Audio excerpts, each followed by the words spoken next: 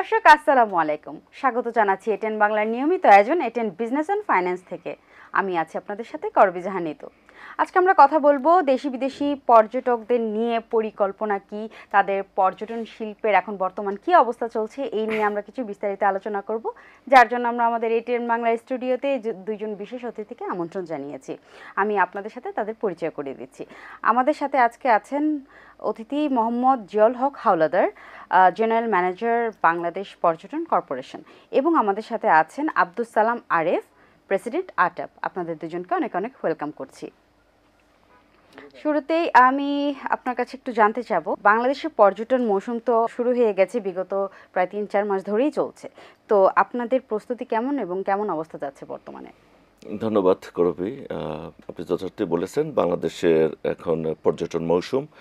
In fact October, November, December, জানুয়ারি, ফেব্রুয়ারি এবং March অবধি বাংলাদেশের পর্যটনের পিক সিজন বলি আমরা, অর্থাৎ এই সময় পর্যটকদের মুভমেন্টটা বেশি হয় এবং বাংলাদেশের যেসব পপুলার ট্যুরিস্ট ডেস্টিনেশন আছে এবং পাশাপাশি নতুন নতুন ডেস্টিনেশনগুলোতেও মানুষের পদযাত্রা মুখরিত ওঠে এবং সেই সব ডেস্টিনেশনগুলোতেও যারা সার্ভিস প্রোভাইডার, আমাদের হোটেল, মোটেল, রিসোর্ট মালিক, অ্যামিউজমেন্ট ওনার, তারপরে বিভিন্ন হেরিটেজ পার্ক গুলো, তারা তাদের সেবার পসরা সাজিয়ে বসে, তাদের একটা চমৎকার ব্যবসা হয়। এবং এই সময় আপনি জানেন কলেজ বন্ধ থাকে এবং এই সিজনটা হলো ঘোরাঘুরির জন্য, জার্নি ট্রাভেল করার জন্য একটা কমফোর্টেবল সিজন, যার কারণে এই সময় আমাদের পর্যটকরা বেশি যাতায়াত করছে। তো এই মৌসুমে আপনি জানেন যে আমাদের পরিবর্তিত পরিস্থিতিতে পর্যটকদের সংখ্যা আমরা ক্রমান্বয়ে পাচ্ছি। বিশেষ করে কক্সবাজার তো আপনার সবসময় একটা ট্যুরিস্টদের একটা মুভমেন্ট বেশি হয়ে থাকে এই সময়তে। পাশাপাশি আমাদের হিল ট্রেক্স, চিটাগংয়ের যে জোন, বান্দরবান, রাঙ্গামাটি, খাগড়াছড়ি, সেখানেও পর্যটক যাচ্ছে। তবে অবৈতনিক পর্যটক আমাদের চট্টগ্রামের যে পতেঙ্গা এবং নতুন যে পার্কি বিচ আনোয়ারাতে, সেখানে যাচ্ছে। এছাড়া আমাদের সিলেটেও বেশ পর্যটকদের যাতায়াত হচ্ছে। তো যেটা হলো, আমাদের এখন এই সময়তে সব বেশি পর্যটক যাতে আপনি বলেন যে ক্লাসিফিকেশনটাকে, এখানে আসলে হাই স্পেন্ডিং ট্যুরিস্ট বা বাজেট ট্যুরিস্ট কিংবা ব্যাকপ্যাকার, অ্যাডভেঞ্চার ট্যুরিস্ট সবাই কিন্তু একটা যাত্রা করে এই সময়, সবাই যায় ডেস্টিনেশনগুলোতে।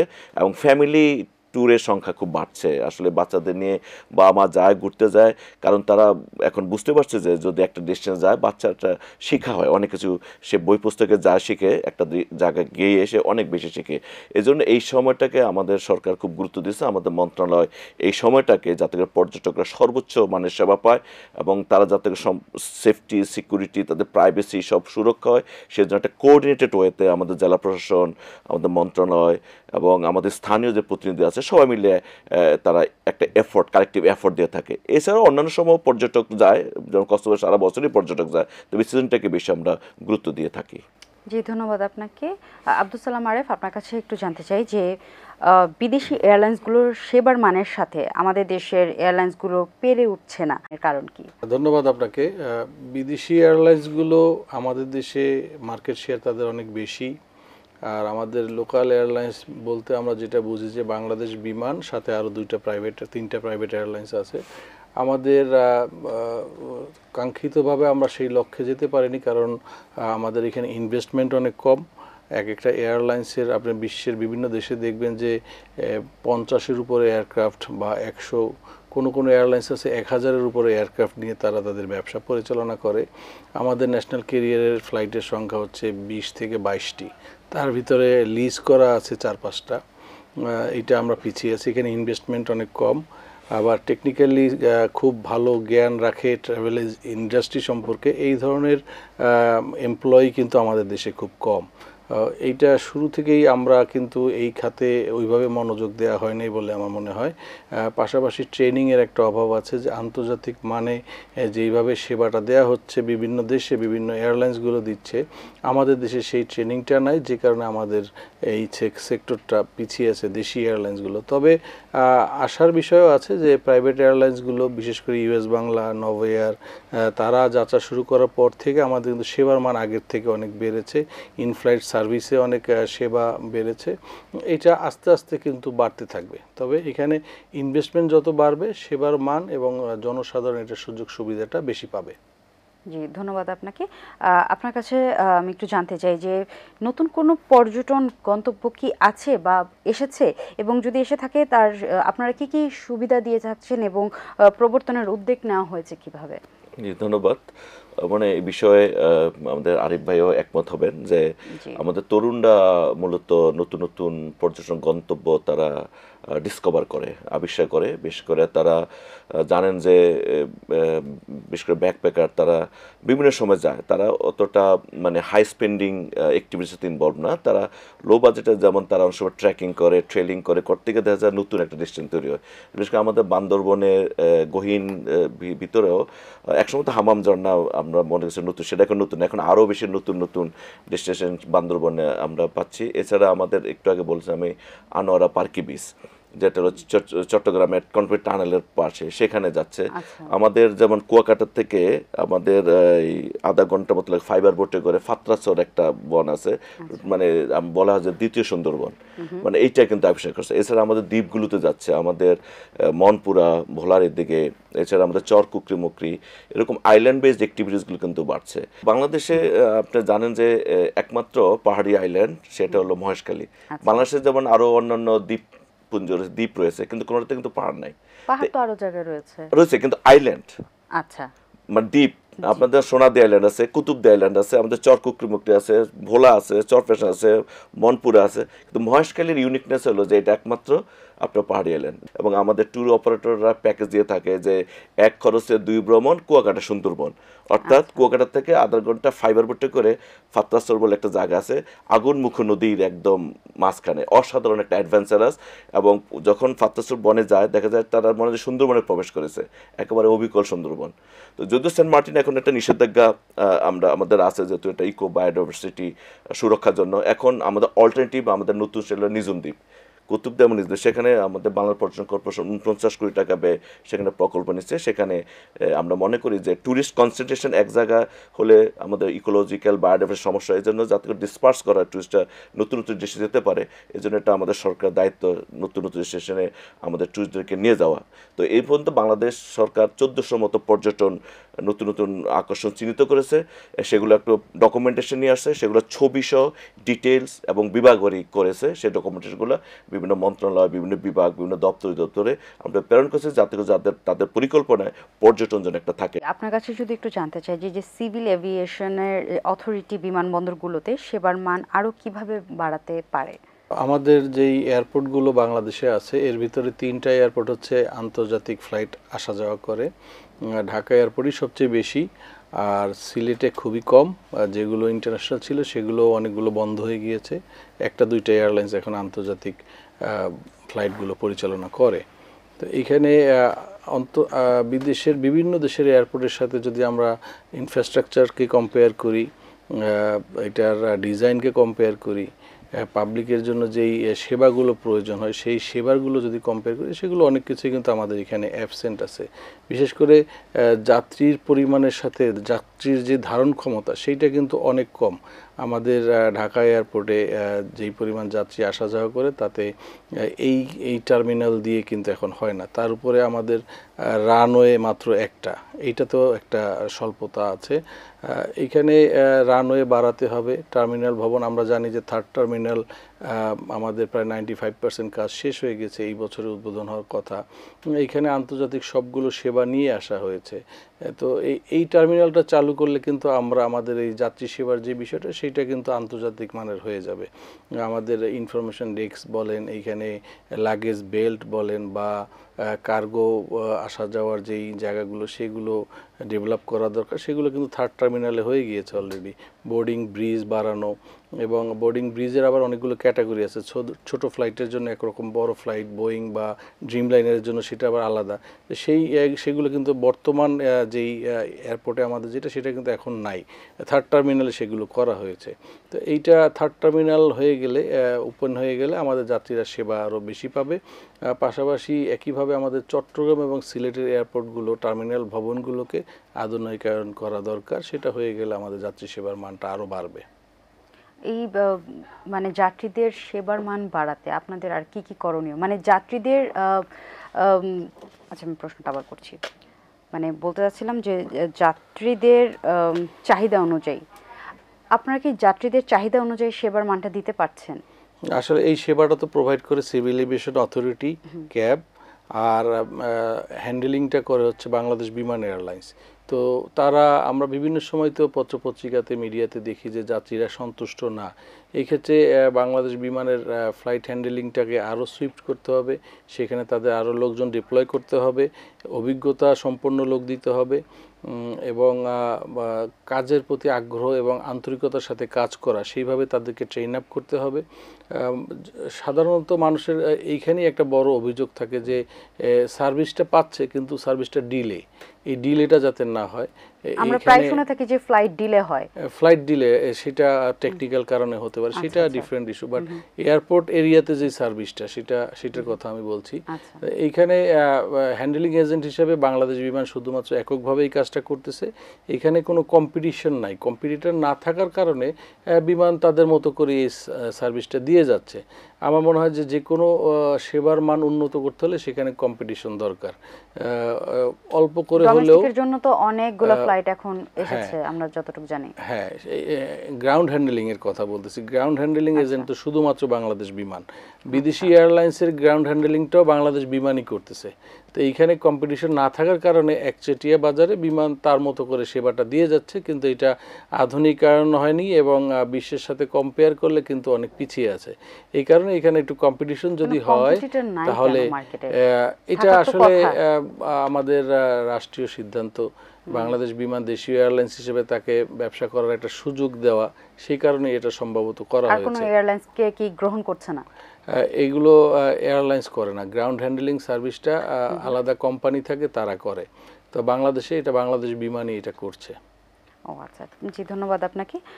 আপনার কাছে যদি একটু জানতে চাই যে এই যে আপনি ওই সময় বলছিলেন যে পর্যটকদের আকর্ষণ করার বিষয়গুলা, কোন কোন স্থানগুলো বেশি আকর্ষণ করে, পাহাড়িয়া এরিয়াগুলা নাকি সমুদ্রের এরিয়াগুলা, মানে একটু যদি আমাদেরকে বিস্তারিত জানাতেন। জি, সেটা হলো এক এক এইজের এক এক ক্যাটাগরি পর্যটকদের এক এক ডেস্টিনেশন পছন্দ। যেমন যারা একটু অ্যাডভেঞ্চারাস, একটু মানে তারা একটু নেচার লাভার, একটু কি বলে ইকো লাভার, তারা এক ধরনের বিষয়। যেমন ইকো লাভার অবশ্যই সুন্দরবন যাবে, কারণ আমাদের সুন্দরবন হলো বিশ্বের বিস্ময়। মানে এত বড় ম্যানগ্রোভ ফরেস্ট পৃথিবীর আর কোথাও নাই। অনেক থাইল্যান্ড বা ফিলিপিন বা মালয়েশিয়াতে ম্যানগ্রোভ ফরেস্ট আছে, বাট বাংলাদেশেরটা হলো ইউনিক, মানে এত বড় নাই আর কি, এবং এত বায়োডাইভার্সিটি নেই, এবং যে ফ্লোর অ্যান্ড ফনা যেটা, এই জন্য যারা ইকো লাভার, ইকো ট্যুরিস্ট, যারা বিশেষ করে আমাদের ইউরোপিয়ান ট্যুরিস্ট, আরিফ জানেন যে আমাদের ট্যুর অপারেটররা ম্যাক্সিমামই যেই ট্যুরিস্ট পায় সেটা সুন্দরবন কেন্দ্রিক, মানে তারা এই শীতকালে সুন্দরবনে প্রচুর ট্যুরিস্ট যায়। এছাড়া জার্মানি, ইউরোপিয়ান, ফ্রান্স, এইসব দেশের ট্যুরিস্ট আবার আমাদের খুব আর্কিওলজি পছন্দ করেন। মানে আপনি জানেন যে আমাদের পাহাড়পুর হলো the single largest Buddhist monastery in the southern Himalaya.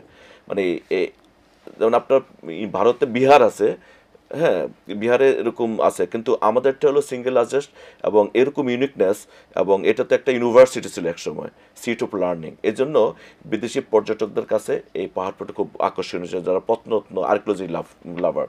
এছাড়া আমাদের সুন্দরবনের পাশাপাশি আরেকটা হেরিটেজ আছে, যেটা হলো 7 গম্বুজ মসজিদ। এটাও আমাদের ওয়ার্ল্ড হেরিটেজ সাইট। সুন্দরবনে ওয়ার্ল্ড হেরিটেজ সাইট, 7 গম্বুজ মসজিদ ওয়ার্ল্ড হেরিটেজ সাইট, পাহাড়পুরও ওয়ার্ল্ড হেরিটেজ সাইট।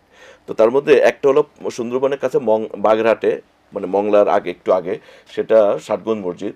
মানে এইটার যে নির্মাণ কৌশল সেই সুলতানি আমলের, এইটাও দেখতে প্রচুর আমাদের পার্শ্ব দেশ থেকে আসে, ইউরোপ দেশে ট্যুরিস্ট আসে। আপনি জানেন যে ফোরবেস ম্যাগাজিন, আমেরিকান একটা বিখ্যাত ম্যাগাজিনের একটা রিপোর্ট অনুযায়ী পৃথিবীতে যে 10টি লস্ট সিটি, গুরুত্বপূর্ণ লস্ট সিটি সিভিলাইজেশন আছে, তার ভিতরে আমাদের এই খলিফাতাবাদ, যেটা বাগেরহাট মসজিদ সহ আরও 9টা যে সিমিলার টাইপ অফ মসজিদ আছে, কোনোটা 1 গম্বুজ, কোনোটা 9 গম্বুজ, কোনো 10 গম্বুজ, কোনো 7 গম্বুজ, এই বিষয়গুলো আছে, এই জন্য এখানে টুরিস্টরা যায়। আরেকটা হলো আমাদের কান্তাজি মন্দির আছে, টোটালি একবারে টেরাকোটা টেম্পল, পুরাটাই টেরাকোটা দিয়ে সাজানো, এবং সেখানে মহাভারত, রামায়ণ সব বিভিন্ন জীবনযাত্রার কাহিনী টেরাকোটার মাধ্যমে ফুটে তুলেছে। এটা একটা অন্যরকম আকর্ষণ। এগুলো দেখতে যায়। আর আমাদের তো মহাস্থান বগুড়া আছে, যেটা 3rd সেঞ্চুরি BC যে আর্কিওলজি সাইট, সে একটা এখনো অনেক কিছু মাটির নিচে রয়ে গেছে। সেটা অন্যান্য ধর্মাবলম্বীদের যেমন অন্যান্য দেশে যেমন থাইল্যান্ডে বা মিয়ানমারে বা বিভিন্ন আমাদের আশেপাশের দেশগুলোতে প্রচুর মন্দির, প্যাগোডা মন্দির, বুদ্ধিস্ট টেম্পল আছে। আমাদের দেশে, আমাদের বিশেষ করে আমাদের আপনার স্বর্ণমন্দির যেটা বান্দরবন, সেখানে বান্দরবনে, প্রচুর হ্যাঁ। টুরিস্ট যায়। আমাদের পাহাড়পুরে বুদ্ধিস্ট টেম্পল এটা ছিল আবার ওই এখানে। যে কক্সবাজারে আর যে ময়নামতি কুমিল্লা, সেখানে যে রামু একটা আছে রামু মনে হয়। সীতাকোট, আমার রামু আছে চিরঙে কক্সবাজার, সেই রামুর তো প্রচুর টুরিস্ট যায়। তবে মানে আমার কুয়াকাটা বুদ্ধা ইমেজ আছে, রিক্লাইনিং বুদ্ধা, এটাকে বলে মানে লার্জেস্ট রিক্লাইনিং বুদ্ধা ইমেজ যেটা কুয়াকাটা আছে। তো এই বিষয়গুলো আসলে আমাদের, এবং এই যে হিন্দু পুণ্যার্থীরা আপনার আমাদের সীতাকুণ্ডের চন্দ্রনাথ টেম্পল, আপনার বলেন যে 400-500 সিঁড়ি বেয়ে বেয়ে বেয়ে বেয়ে বেয়ে বেয়ে 2-3 ঘন্টা লাগে তার উঠতে, কিন্তু তারা যায়। মানে আমাদের পিলগ্রিমেজ ট্যুরিজম এটা আমরা পাই। আবার মহারাষ্ট্র যেটা আদিনাথের টেম্পল বললাম, চন্দ্রনাথ এবং আদিনাথ, এবং চন্দ্রনাথ কিন্তু আবার বলা হয় যে শক্তিপীঠ, মানে যে হিন্দু যে ধর্মের পৌরাণিক কাহিনীতে আছে যে সীতার বা যে দুর্গার যে মানে একটা অংশ আমাদের এই মানে সীতাকুণ্ডে এসে পড়েছে। এই জন্য বিশ্বের, বিশেষ করে ইন্ডিয়া থেকে বিভিন্ন দেশ থেকে পর্যটকরা এখানে আসে। তো আমাদের আসলে অনেক কিছু আছে। তো এইভাবেই কিন্তু আসলে মানে এক এক মানে ধর্মের, এক এক বাজেটের, এক এক এইজের মানে টুরিস্টরা এক একটা ডেস্টিনেশন পছন্দ করে। আপনার কাছে একটু আমি জানতে চাই যে এই যে এয়ারপোর্টে বিমান যাত্রীদের লাগেজ পেতে ব্যাপক সময় লাগে, এবং যখন লাগেজগুলো তারা পায়, বেশিরভাগ মানে যাত্রীদেরই কমপ্লেইন থাকে তাদের লাগেজগুলো তারা ঠিকঠাক মতো পায় না, মানে একটা না একটা ক্ষয়ক্ষতির শিকার হয়। কারো লাগেজের চাকা ভেঙে গেল, কারো দেখা গেল হ্যান্ডেল ভেঙে গেল, মানে একটা কিছু হয়। এটা কেন হয় এবং এটা কিভাবে এটাকে আপনারা মনিটরিং করেন বা ঠিকঠাক করা যায়? এটা তো আসলে গ্রাউন্ড হ্যান্ডেলিংয়ের দায়িত্বে যারা আছেন, বিশেষ করে বাংলাদেশ বিমান এটা করে, তারা এই বিষয়টা ভালো বলতে পারবেন। ট্রাভেল এজেন্সিরা তো আসলে এই সেক্টরটা দেখে না। আমরা যেটা দেখি যে একই সময় যখন অনেকগুলো ফ্লাইট ল্যান্ড করে, বিমান বাংলাদেশ এয়ারলাইন্সের গ্রাউন্ড হ্যান্ডেলিংয়ে যারা থাকেন তাদের ক্যাপাসিটি কিন্তু কম, তাদের জনবলও কম। তো তখন দেখা যায় যে তারা একটা ফ্লাইটকে ধরলে ওইটাকে ক্লিয়ার করা পর্যন্ত আর একটা কিন্তু ওয়েটিংয়ে থাকে, অথবা একটা ফ্লাইটকে ক্লিয়ার করার জন্য হয়তো তাদের 20 জন কর্মী দেওয়া আছে, আর একটা নতুন ফ্লাইট আসলে সেখানে 10 জন চলে যায় ওই ফ্লাইটে, তখন তাদের ক্যাপাসিটিটা কমে যায়। এই কারণে যাত্রীদেরকে ওয়েট করতে হয়। তাছাড়া তাদের যেই ভেহিকেলের মাধ্যমে তারা ফ্লাইট থেকে লাগেজগুলো নিয়ে বেল্টে দেয়, সেগুলোরও স্বল্পতা আছে, এবং এখানে দক্ষ কর্মীর অভাব আছে। লাগেজটাকে ফ্লাইট থেকে যখন দেয়া হয়, সেটা অনেক সময় আমরা দেখি যে ছুঁড়ে ফেলে দেওয়া হচ্ছে। এই যখনই ছুঁড়ে ফেলে দেওয়া হবে তখনই হয়তো চাকা ভেঙে যাবে অথবা হ্যান্ডেলটা ভেঙে যাবে, এই ধরনের ঘটনা ঘটে। আবার কোনো কোনো ক্ষেত্রে আমরা এটাও শুনেছি, এটা বিমান বলে যে এই ধরনের ড্যামেজটা যে বাংলাদেশেই হচ্ছে তা না, যেই দেশ থেকে যাত্রী আসতেছে ওই দেশের এয়ারপোর্টের মিসহ্যান্ডেলিংয়ের কারণেও কিন্তু এই লাগেজটা ভেঙে যেতে পারে বা নষ্ট হতে পারে, এটা তাদের বক্তব্য। বাট আমাদের এইখানে আমরা বিভিন্ন সময় দেখি যে শুধু ভেঙে যাওয়া না, চুরির ঘটনাও ঘটে। লাগেজ থেকে লাগেজের চেইনটাকে ব্লেড দিয়ে কেটে বা অন্য যে কোনোভাবে টেম্পার করে ভিতর থেকে মূল্যবান জিনিসগুলো চুরি হয়ে যায়, এই ধরনের ঘটনাও কিন্তু ঘটেছে। তো এইটা কন্ট্রোল করা, মনিটরিং করা, এইটাকে ভালো ব্যবস্থাপনা নিয়ে আসা দায়িত্ব বিমান ম্যানেজমেন্টের। বর্তমান সময় যারা দায়িত্বে আছেন তারা আমরা যতটুকু দেখেছি খুব আন্তরিকতার সাথে চেষ্টা করছেন। তবে এইখানে আমাদের দেশের যারা এই সার্ভিসগুলো প্রোভাইড করেন, যে একেবারে শ্রমিক থেকে শুরু করে ম্যানেজমেন্ট লেভেল পর্যন্ত সবাইকে আন্তরিক হতে হবে, এবং এই যে লাগেজটা যে তাদের নিয়ন্ত্রণে, এইটাকে একটা দায় হিসেবে নিতে হবে। এটাকে যাত্রীর কাছে সুন্দরভাবে রিটার্ন করে দেওয়া, পৌঁছে দেওয়া, এইটার জন্য তাদেরকে সচেষ্ট হতে হবে। এইখানে মনিটরিংটা বাড়াতে হবে, সিসি ক্যামেরার প্রয়োগ আরও বাড়াতে হবে, এবং দোষী যাদেরকে পাওয়া যায় তাদেরকে শাস্তির আওতায় আনতে হবে। শাস্তি যদি না দেওয়া হয় তাহলে একটা ঘটনা ঘটার পরে সেইটার কন্টিনিউশন কিন্তু হতে থাকবে, কারণ সে তো দেখতেছে যে কোনো শাস্তি হচ্ছে না, এই জন্য শাস্তির আওতায় আনতে হবে। অনেক সময় তো টিকিট আগে বুকিং দিয়ে রাখে এবং পরে সেই টিকিটগুলো নাকি চড়া দামে বিক্রি করা হয়, এই বিষয়টা আমাদেরকে একটু ক্লিয়ার করবেন? এইটা আমাদের দেশে একটা খুবই ম্যাল প্র্যাকটিস চলছে। বিদেশি এয়ারলাইন্সগুলো বিশেষ করে এই কাজগুলো করে। এটা নাম ছাড়া, পাসপোর্ট ছাড়া বা ভিসা ছাড়া তারা টিকিটগুলোকে ব্লক করে ফেলে। ফ্লাইটে যদি সিট থাকে 200-200-র ভিতরে দেখা যায় 80%, 150-70-80টা সিট তারা ব্লক করে ফেলে, কোনো নাম থাকে না। তারপরে তারা এটাকে বিক্রি করে বিভিন্ন এজেন্সির কাছে। এজেন্সি অবশ্যই এয়ারলাইন্সের কথা শুনতে বাধ্য, যেহেতু তাদের নিয়োগকৃত এজেন্ট। এখানে এজেন্সির দোষ কম, কিন্তু এয়ারলাইন্স এই কাজটা করে যে এই ট্রাভেল এজেন্সিকে দিয়ে তারা এই টিকিটগুলো বিক্রি করায়। এইটার ফলে দেখা যায় যে আগামী 1, 2, 3 মাসের কোনো টিকিট পাওয়া যায় না। কম্পিউটার সিস্টেমে বলেন বা এয়ারলাইন্সের ওয়েবসাইটে বলেন, সব কিন্তু দেখা যাচ্ছে যে অনেক বেশি, 3 গুণ 4 গুণ 5 গুণ বেশি হয়ে যায়। কিছু নির্দিষ্ট জায়গাতে আবার এই টিকিটগুলো পাওয়া যায়। তো এইটা একেবারেই একটা সিন্ডিকেশন বলতে পারেন, অথবা এইটাকে অনিয়ম, এটাকে বলতে পারেন দুর্নীতি, সব কিছুর ভিতরেই কিন্তু এটাকে বলা যায়। আমাদের দেশের গত 54 বছরে এয়ারলাইন্স বাংলাদেশে কিভাবে ব্যবসা পরিচালনা করবে, তাদের সেলস পলিসি কি বা মার্কেটিং পলিসি কি, এইটার কোনো নির্ধারিত ফর্মুলা এখন পর্যন্ত আমরা দেখি নাই। সো তারা ফ্রি স্টাইলে বাংলাদেশে ব্যবসা করতেছে, এটাকে নিয়ন্ত্রণ করা হয় না। এবং আরেকটা বিষয় আছে যে একজন যাত্রী একটা ডেস্টিনেশনে গেলে সর্বনিম্ন ভাড়া কত হবে এবং সর্বোচ্চ ভাড়া কত হবে, এইটাকে নির্ধারণ করে দেওয়া। এইটা সর্বোচ্চ যে ভাড়াটা আছে সেটা আমার মনে হয় যে আমরা যে কয়েকদিন আগে প্রেস কনফারেন্সে বলেছি যে ঢাকা থেকে রিয়াদগামী যাত্রী গত 3 মাস আগে ছিল 40,000 টাকা, সেটা এখন বিক্রি হচ্ছে 90,000 টাকা।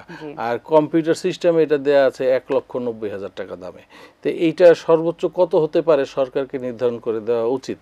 যদি এটা নির্ধারিত না হয় তাহলে কিন্তু এইভাবে এয়ারলাইন্স এই সুযোগে দেশ থেকে টাকাগুলো নিয়ে যাচ্ছে এবং যাবে। সরকার কি নির্ধারণ করে দেন না? নির্ধারণের যেই ব্যাপারটা আছে আমাদের আইনে কিন্তু বলা আছে, সিভিল এভিয়েশন অথরিটি ভাড়ার অনুমোদন দিবে এবং এটা মনিটরিং করবে, প্রয়োজন হলে এই যেই ভাড়াটা আছে এটাকে তারা বাতিলও করতে পারবে।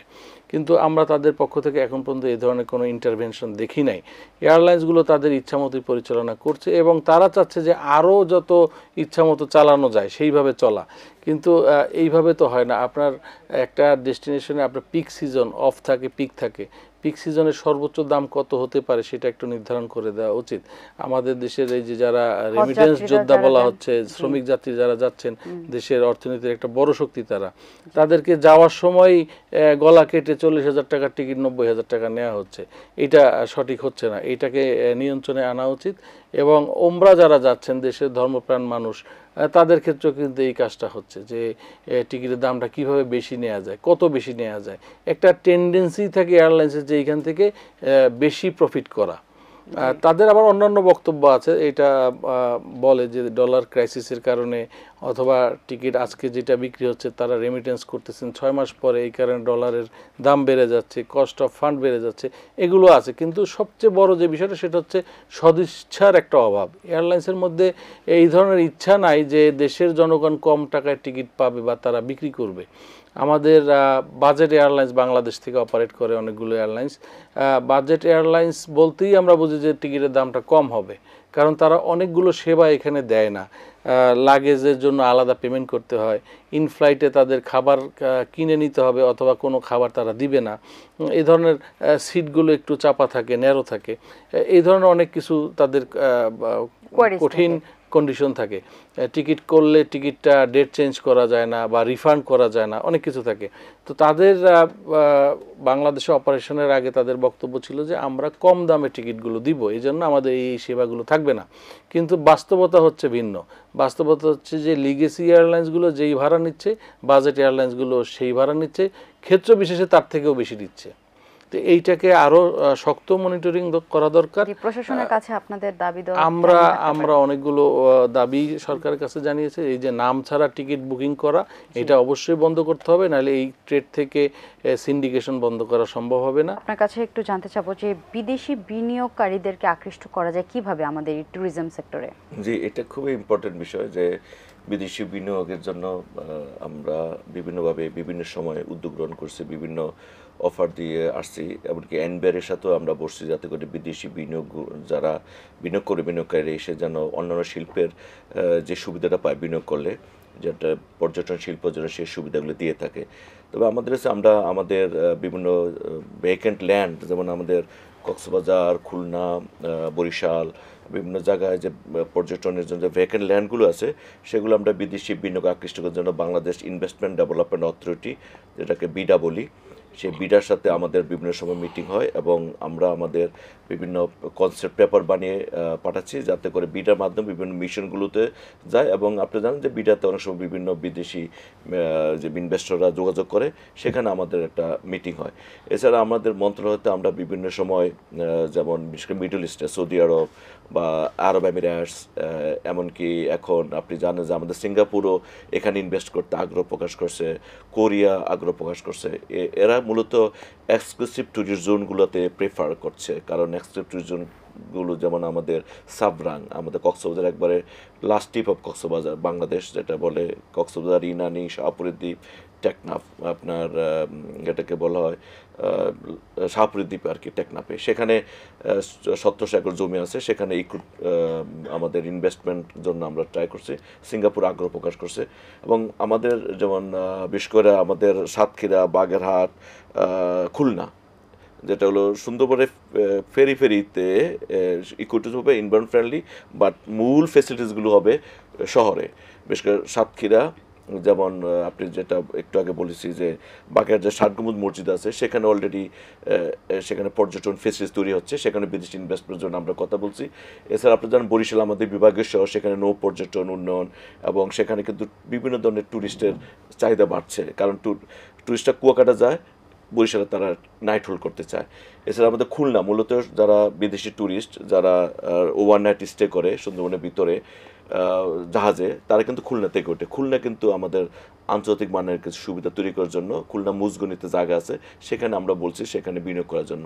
এছাড়া আমরা পাবলিক প্রাইভেট পার্টনারশিপ যে পিপিপি অথরিটি আছে, তাদের সাথেও আমরা কাজ করেছি আমাদের, যাতে করে সেইভাবে সেখানেও ইনভেস্টমেন্ট আসে। তো ইনভেস্টমেন্টে অনেক সুবিধা রয়েছে। আমরা মূলত বাণিজ্য মন্ত্রণালয়, শিল্প মন্ত্রণালয়, আমাদের বিডা, আমাদের মন্ত্রণালয় মিলিয়ে কিন্তু বিদেশি বিনিয়োগ আকৃষ্ট করে বিভিন্ন পরিকল্পনা গ্রহণ করেছে। এছাড়া আমাদের যে নীতি সহায়তার কথা বলি, যেমন আমাদের পর্যটন নীতি মানে 2010 এবং আমাদের যে আইন আছে এক্সক্লুসিভ ট্যুরিস্ট জোন এবং ট্যুরিজম প্রোটেক্টেড এরিয়া, এই আইনও কিন্তু বিদেশি বিনিয়োগের সহায়ক পরিবেশ সৃষ্টি করার কথা বলা আছে, সেভাবে আমরা কাজ করছি। জি, ধন্যবাদ আপনাকে। আপনার কাছে যদি একটু জানতে চাই যে এয়ারপোর্ট ট্যাক্স বা ওই যে ট্রাভেল ট্যাক্স যেটা বলে, সেটা কি পর্যটকদের জন্য বাধা হয়ে দাঁড়ায় কিনা? না, এটা দেখেন, সরকার তো ট্যাক্স নিবে, এইটা বাধা হবে না। কারণ হচ্ছে যে আমাদের দেশ থেকে এয়ার ফেয়ারটা বেশি। সম্প্রতি আমরা দেখেছি যে এনবিআর থেকে 500 টাকা, ডোমেস্টিকে 200 টাকা এবং ইউরোপ আমেরিকার জন্য 1000 টাকা বৃদ্ধি করেছে ট্যাক্স। একই সময় যদি আপনি দেখেন যে টিকিটের ভাড়া কিন্তু বেড়েছে, ডাবল হয়ে গিয়েছে, 100, 150, 200% বেড়ে গিয়েছে। সেইটার সাথে যদি কম্পেয়ার করেন, সরকার এখানে 500 টাকা বাড়িয়েছে, সেইটা কিন্তু আসলে ওইভাবে কারো গায়ে লাগে না। এটা আসলে বাধাও না। বাধা হয় কখন? যখন দেশের জনগণের সক্ষমতা কম থাকে, তখন এটা বাধা হয় ট্যাক্সটা। কিন্তু আমরা যেটা দেখি যে না, আমাদের যাত্রী সংখ্যা কিন্তু আগের চেয়ে বেড়েছে, ওমরা যাওয়ার যাত্রী সংখ্যা বেড়েছে। পর্যটন খাতে যেটা আমাদের এখন কিছু কিছু দেশের ভিসা বন্ধ থাকার কারণে সেগুলো বন্ধ আছে, বাট ওভারঅল কিন্তু বিদেশে অনেক লোক যাচ্ছে, প্রচুর লোক যাওয়া আসা করছে। যে কারণেই কিন্তু আমাদের দেশে এই যে এয়ারলাইন্সের টিকিটের বাড়ার পিছনে আরেকটা কারণ, যে আমাদের ডিমান্ড বেড়ে গিয়েছে, ক্যাপাসিটি কম। তা এই ডিমান্ড বাড়ে কখন? যখন মানুষের সক্ষমতা থাকে, তখনই কিন্তু ডিমান্ডগুলো বাড়ে। তো এইটা আসলে বাধা হিসাবে ট্যাক্সের এই কিছু টাকা, এটা কিন্তু এখন মানুষ ওইভাবে এটাকে নেগেটিভলি নেয় না।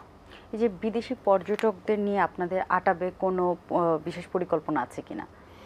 আমরা আমাদের বিভিন্ন রোড শোতে আমরা দেশের বাইরে অংশগ্রহণ করি, বিভিন্ন পর্যটন মেলায় অংশগ্রহণ করি, সেখানে কিন্তু আমরা তাদেরকে বাংলাদেশ ভিজিটের ইনভাইটেশন করি। এবং আমরা ভিজিট বাংলাদেশ একটা ক্যাম্পেইনও গত বছর করেছিলাম। আমাদের একটা বড় ইন্টারন্যাশনাল ফেয়ার আমরা অনুষ্ঠান করি এখানে, এর মাধ্যমে বিভিন্ন দেশ থেকে এখানে পার্টিসিপেন্টরা অংশগ্রহণ করে। বিশেষ করে আমাদের সর্বশেষ যেটা 2022 সালে, সে প্রায় 15টি দেশ থেকে ট্যুরিস্টরা এবং ট্যুর অপারেটর, ট্রাভেল এজেন্টরা অংশগ্রহণ করেছিলেন, প্রায় 80 জনের মতো বিদেশিরা এসেছিলেন। তো এইখানে বিদেশিরা আসলে যেই ধরনের ফ্যাসিলিটিগুলো খুঁজে, আমরা কিন্তু সব কিছু দিতে পারি না, যেটা উন্নত দেশগুলোতে দিচ্ছে। বিশেষ করে আপনার থাইল্যান্ডে গেলে মানুষ তো কম্পেয়ার করে, সিঙ্গাপুর, মালয়েশিয়া, তারা হোটেলস চাচ্ছে যেই ধরনের, যেই ক্যাপাসিটির, আমাদের দেশে সেই ধরনের ক্যাপাসিটির হোটেল কিন্তু কম। এবং কম হওয়ার কারণে হোটেলের ভাড়াটা বেশি, এটা একটা অবস্টাকল এখানে আছে। এয়ার ফেয়ার বাংলাদেশে আসা যাওয়ার ক্ষেত্রে বেশি, এইটা একটা অবস্টাকল আছে। ভিসা পাওয়ার ব্যাপারে বাংলাদেশ এমবেসি বা হাই কমিশনগুলোতে দীর্ঘদিন পাসপোর্ট জমা দিয়ে রাখতে হয় বা পেতে অনেক সময় লাগে, এইটা একটা বড় ধরনের অবস্টাকল। এটার জন্য আমরা সরকারকে বলেছি ই ভিসা পলিসি ইমপ্লিমেন্ট করার জন্য, যত দ্রুত করা যায় তত ভালো হবে। এছাড়া আমাদের এখানে একজন ট্যুরিস্টরা একটু স্বাধীনভাবে ঘুরতে, কিন্তু এখানে আমাদের জনবহুল দেশ, বিদেশি মানুষ দেখলে আমরা তাদের পিছনে পিছনে ঘোরা শুরু করি বা তাদের সাথে কথা বলার চেষ্টা করি। তারা যে একাকী একটা সময় কাটাবে সেই ধরনের সুযোগ কিন্তু আমরা তাদেরকে দেই না, এইটা একটা বড় কারণ। তারপরে আমাদের আইন শৃঙ্খলা পরিস্থিতির একটা বিষয় থাকে, পলিটিক্যাল পরিস্থিতির একটা বিষয় থাকে। অনেক সময় বিভিন্ন রকমের দুর্ঘটনা ঘটে যায়, পিক পকেট হয়, এই ধরনের অনেকগুলো বিষয় আছে। তারপরে বিভিন্ন দেশে অ্যালকোহলটা ওপেন, আমাদের দেশে অ্যালকোহল পাওয়া যায় না। তারপরে নাইট লাইফ বলতে যেই বিষয়গুলো থাকে সেগুলো আমাদের দেশে অ্যাভেলেবেল না। এইসব কারণে যারা বিদেশিরা টোটাল ট্যুরিজমকে চিন্তা করে, বাংলাদেশকে কিন্তু তারা ডেস্টিনেশন হিসেবে এখন পর্যন্ত গ্রহণ করে নাই। আমাদের দেশে যারা আসেন মূলত ব্যবসার কাজে যারা আসছেন বা চাকরির জন্য আসতেছেন, তাদের ফ্যামিলি বা ব্যবসা করার মিটিংয়ের ফাঁকে দিয়ে সে দেশে একটু ঘুরে যাচ্ছে। অ্যাবসলিউট ট্যুরিস্ট আমাদের দেশে কিন্তু 1%ও নাই। টোটাল যে ট্যুরিস্ট সেটার সংখ্যা তো একেবারেই কম, তার ভিতরে অ্যাবসলিউট ট্যুরিস্ট 1%ও হবে না। সো আমাদের ইনফ্রাস্ট্রাকচারের যেই ডেভেলপমেন্ট দরকার, যেই ডেস্টিনেশনগুলো আমরা বলি দেশের অ্যাট্রাকটিভ, সেই সব জায়গায় যাওয়া আসা অনেক সময় লাগে, সেইটা নাই আমাদের ডেস্টিনেশনে গেলে। যেমন সুন্দরবনে যদি কোনো ট্যুরিস্ট যায় সেখানে থাকার কোনো ভালো জায়গা নেই। তো এই বিষয়গুলোকে আরও আমাদেরকে দৃষ্টি দিতে হবে সরকারকে, বেসরকারি খাতকে এখানে আগ্রহী হতে হবে, ইনভেস্টমেন্ট বাড়াতে হবে, তাহলে আমরা আস্তে আস্তে ওভারকাম করতে পারবো। জি ধন্যবাদ। আমরা একদম অনুষ্ঠানের শেষ সময় চলে এসেছি। আপনাদের দুজনকে অনেক ধন্যবাদ আমাদেরকে সময় দেওয়ার জন্য। জি, আপনাকেও ধন্যবাদ। দর্শক, আগামী পর্বে আপনাদের সামনে আবার হাজির হব। ততদিন পর্যন্ত ভালো থাকুন, সুস্থ থাকুন এবং এটিএন বাংলার সাথেই থাকুন। ধন্যবাদ।